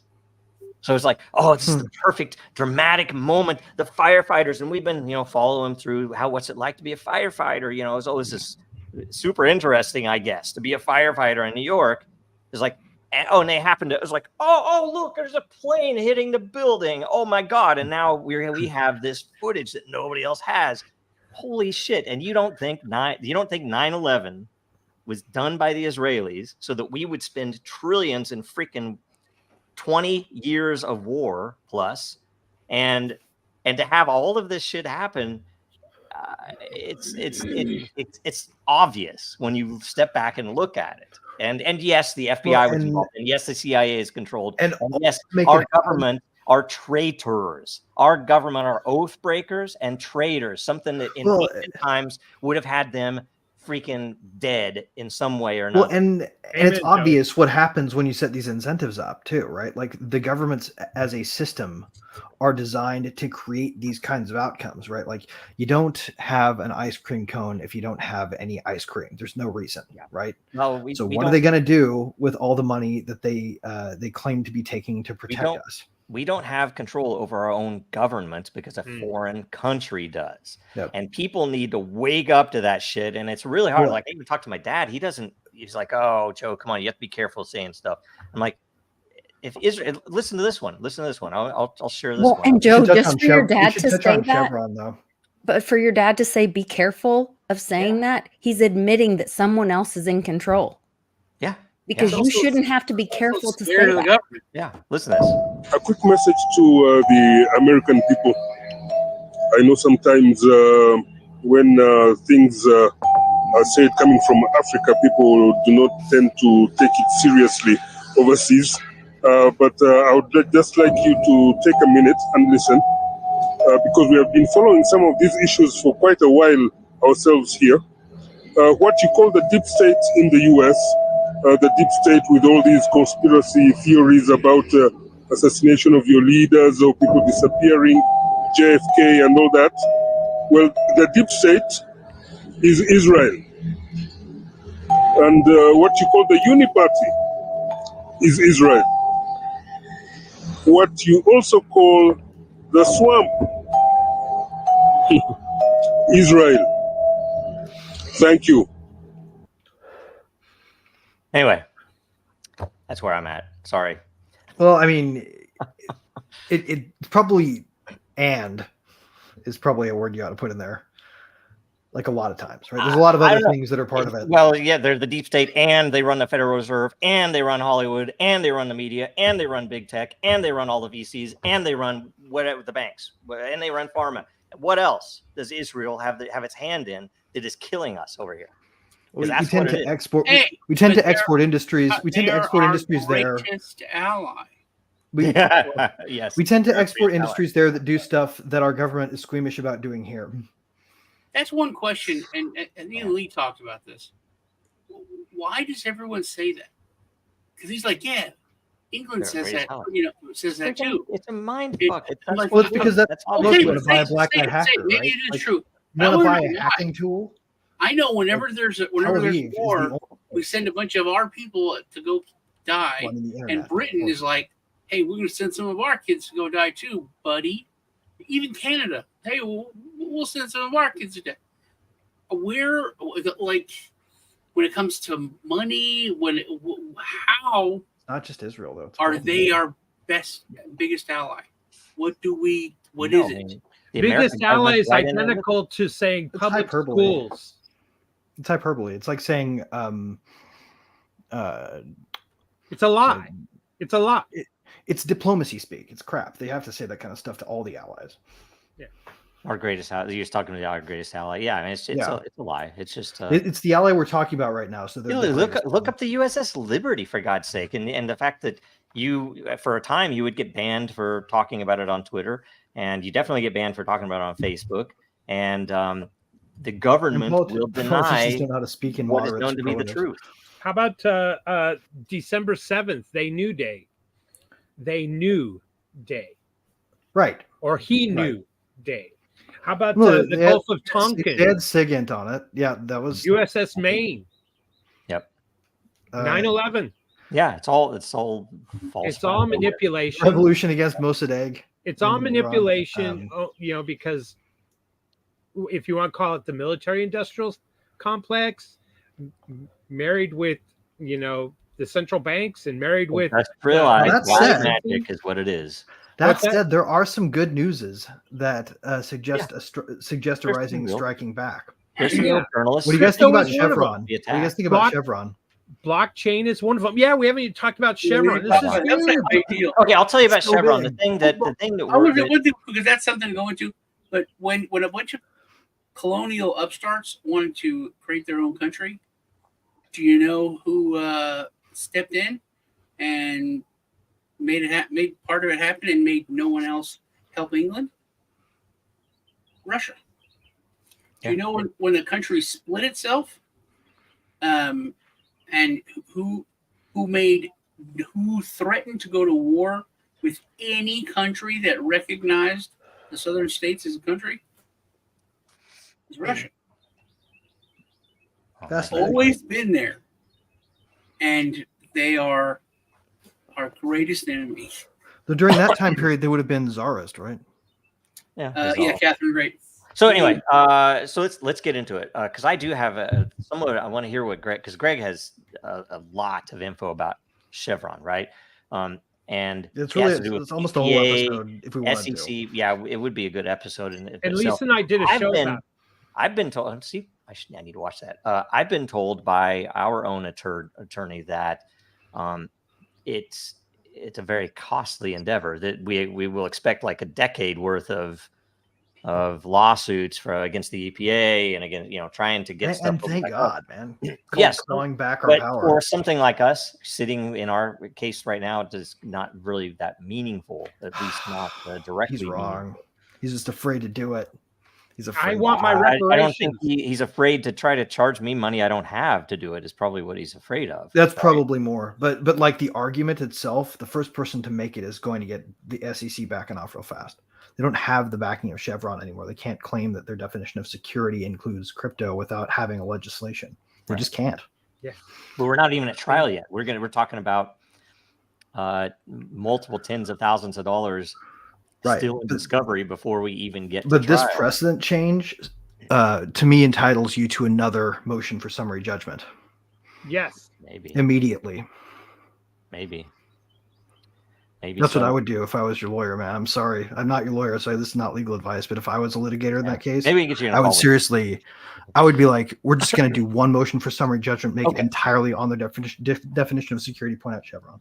So let's figure out if we can do a show on Chevron, even if it's a special edition or something. But either way, we have 10 minutes remaining. So I am for am. What's up this week? I would like everyone to. I am not Din Social. I'm just a user on Din Social. And I encourage everyone to take a look at Din Social. There, I said it several times so that you'll know that I'm talking about Din Social because that's an advertisement. No, really, think of it this way. If you're tired of censorship on Reddit, go to Din Social. If you want to earn crypto, maybe you never had crypto before, you can do it there. All you got to do is post content or evaluate content, and all it requires is an email. And that email could be a bogus email. And the community is going to vote you up or vote you down based on the quality of your content. So there you go. Go din.social. That's where you'll find me. Right on. Lisa, what's up this week? Well, hi, everybody. Go to din.social. Check out the Mighty Lair. Join the Mighty Lair. Join in the conversation that we have. I am and I are doing shows on Monday, and Sean and I are doing shows on Tuesday on YouTube and Twitter. We have our Truth Tuesday, and then I'm on most days of the week having other conversations. I always try to be here for WBRT because I love it. Satoshi Sean. Yeah, I think me and Greg are doing something this weekend. Having a fireside chat. I think we're probably going to talk about the Chevron thing a lot then. You guys come on if you want to. Me and Lisa, check us out on Truth Tuesday. First half's on her channel, second half's on mine.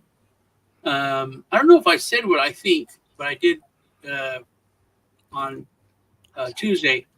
I think that if they want to win, which I don't know if they now I'm thinking they did. I don't know if you know this, but today 25 senators wrote a letter and called for Biden to step aside.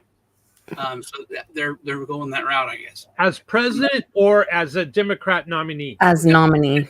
Democrat nominee. Mm-hmm. But I thought they were going to bring in Big Mike, the former first lady, to run for president, and that Jill Biden, the current first lady, would run as VP. Oh my God! Furious first lady force. Touching their rings and getting their twin powers to activate. And honestly, if they do that, I think America would eat it up. I really do. Yeah, I'll be surprised. I mean, I'm surprised they aren't really headed that way. Who knows? So, but yeah, check us out. Check out Pepe Tato Man. Pepe Tato Man. Okay. Pepe Tato Man. Okay. All right. Some Irish guy came up with that or anything, but yeah, Pepe Tato Man. Right on. Greg, it's your turn. So I've got two quick things, guys. One, where we are with Chevron being what it is now, it's like 2018. Remember when that first case came down against CoinSwap or whatever, EtherSwap? I forget which one they sued first, and then all of a sudden people stopped making new projects. They did that because they could define a security like they can through Chevron, and only because of that. It's 2018 again, and the canvas is awaiting your pen. Yep. And I'll say a second thing. This is Independence Day in the United States. We celebrate something absurd having happened. A tiny little colony destroying an empire. Are you going to build that tiny little colony? Well, maybe, if you are willing to act permissionlessly and just build something incredibly audacious. So don't wait. Go do it. The canvas is open, and you have nothing to lose but your shackles. Yep. We need a clip, man. 4th of July. Oh, darn it. I actually no longer, it's just an American holiday. Here, 1 second. Let me see if I can find it. I'm gonna find something. The world cried out. We will not go quietly into that night. We will not go down without a fight. Do you know the guy that did the salute was just an extra, and he did that on his own? Really? Yeah, it's like he's like the hero of all extras in films. I have a good takeout for it, a good video. It's election related, so I'll show that. I don't even think it'll offend anyone. But love all you guys. Thank you for being on here because it was very exciting and very good stuff. And I will say, a republic, if you can keep it, and it's obvious we can't keep it. We couldn't keep it. We lost it. We could gain it back, but I'd rather look forward and gain something better back. Right? I think they had blockchains. They never would have built one to begin with. Yeah. So I'm going to exit next week. We have a theme, which is a brainstorm session, how to tokenize assets with and without ownership. So get in there when the post is up, leave a blockchain related question or a question about the topic. Make sure you share this episode so that all the people here, especially William, can surpass all of us in the ownership of the DAO. The more views we get, and it looks like most of our views are coming from X, right? Mm-hmm. Almost entirely, yeah. It's like most of them are coming from X. I got a 1-minute video that you would probably want to show. Props to Elon for not censoring us, even though we're advertising another social media company. Okay, so I'll look at that video next. We may run that next. We're not advertising. Let me. Is it okay? I don't know if I have time to play it. Let me see here. No, do I have time to play it? I don't think you do. Okay, let me play this on the out, and we'll play it next week. Is that all right? Just bring it back again next week. All right. So thank you guys. Thanks everybody. We'll see you next week. Thanks a bunch.